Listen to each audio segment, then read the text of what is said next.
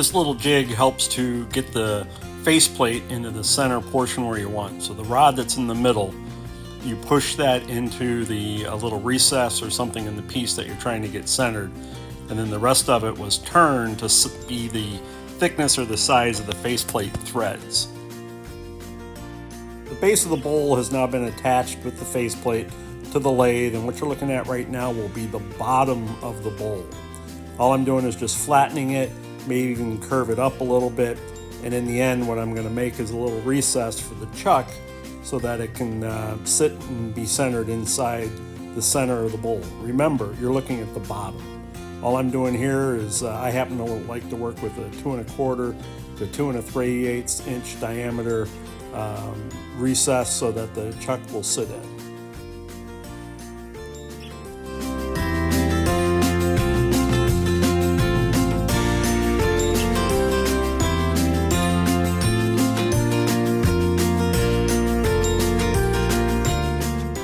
Now I'm just going to use a skew to create a little bit of a back cut on that recess for the chuck. It just helps give enough more wood for the chuck to expand into. I'm going to learn here shortly that I didn't make my recess deep enough, and you'll see why.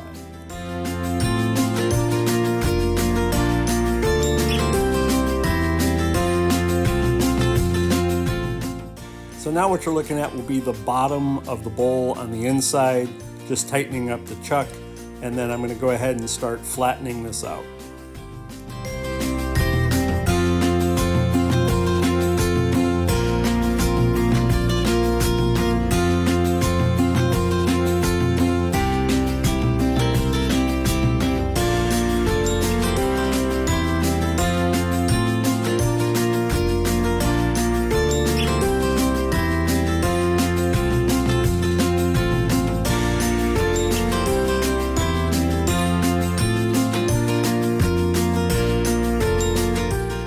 Now that the inside of the bowl is flat, it's always a lot easier to sand in this position versus when you're doing the final assembly of the bowl.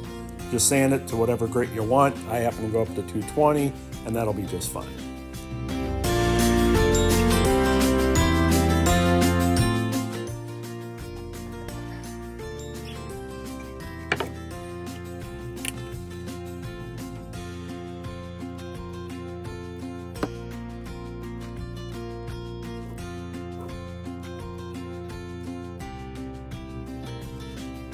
Rubbing the sandpaper over the glue lets some of the granules fall into the glue, and what it will actually do is it'll act like little points that will secure the wood in place as you go to set it down.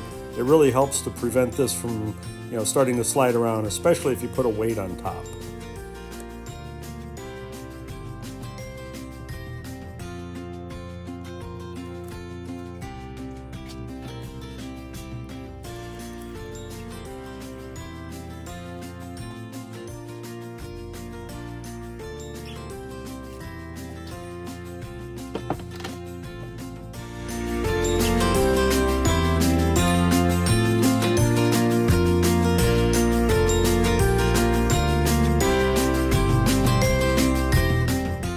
It may not seem like it, but all these pieces, especially with the solid part being cherry, this thing has actually got an awful lot of mass. And by adding the disc at the end of the unit, what this does is it helps provide some stabilization. It's not all that bad, but the vibration, because this was out of round, was tremendous even at the lowest speeds of the lathe. So by having that piece on the end, it really helps stabilize.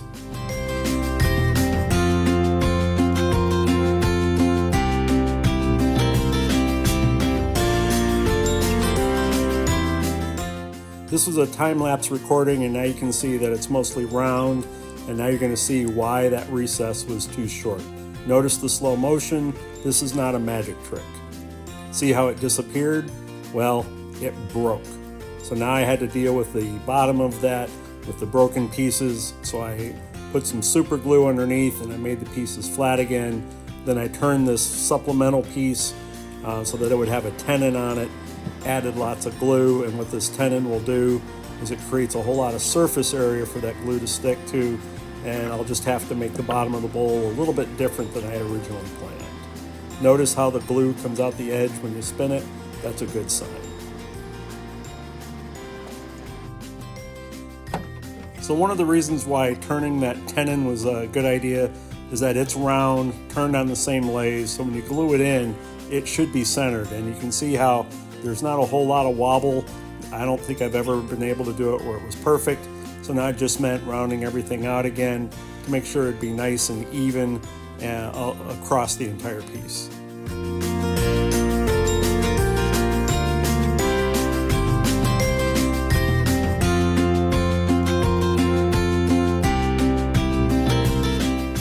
There was nothing special about trying to hog all the pieces out of the middle.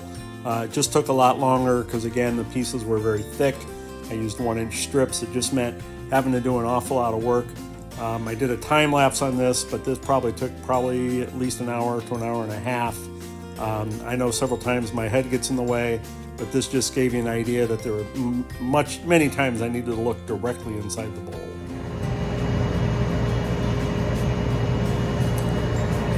Now getting ready for some final sanding. Always wear any PPE that you need. I happen to be in my basement. I have an air filter that's behind the camera that circulates air in the shop. I have 2 dust collector pickups, one to the right of the bowl and one to the left of the bowl that's down at the bottom. Then I also have a box fan that is sitting in the back with a furnace filter on it. Even with that, there still is an awful lot of dust created. Just going from 80 grit to 100, 120, 150, and 220 grit.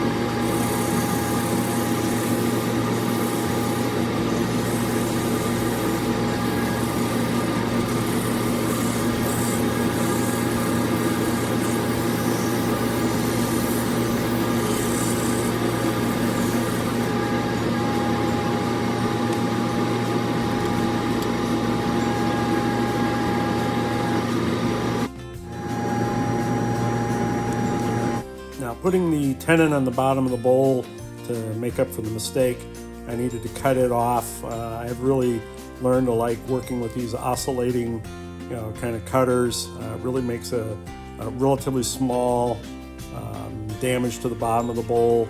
You can see the damage that was done there, but in the meantime, just some belt sander.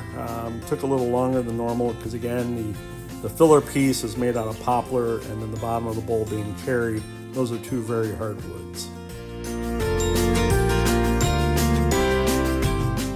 The finish I like to use is a 1-to-1 ratio of shellac that's right off the shelf from a big box store, and then denatured alcohol. So in this case, I used a 1/4 cup of the shellac from any of the box stores, and then a 1/4 cup of denatured alcohol. Mix them together and apply with a foam brush. There isn't any special technique in using the foam brush. If you notice, I'm even a little sloppy. Again, the first couple coats, all you're trying to do is just make sure you cover up all the bare wood.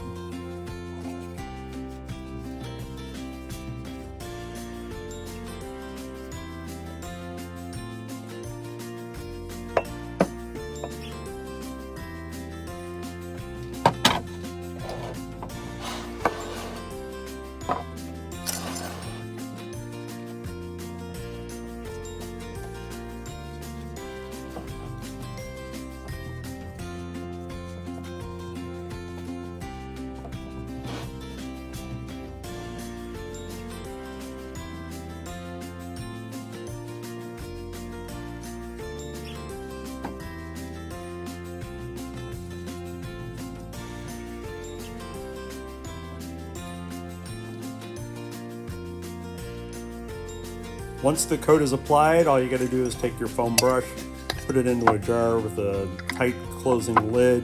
Do the same thing with covering up your mixture of your shellac and your denatured alcohol. And that foam brush I've been using for several months. After it's dried, in this case it was probably less than 30 minutes, just a quick sand with 220, and then do the entire process again. Foam brush, the 50-50 ratio of shellac off the shelf and denatured alcohol, and you'll see the finished product.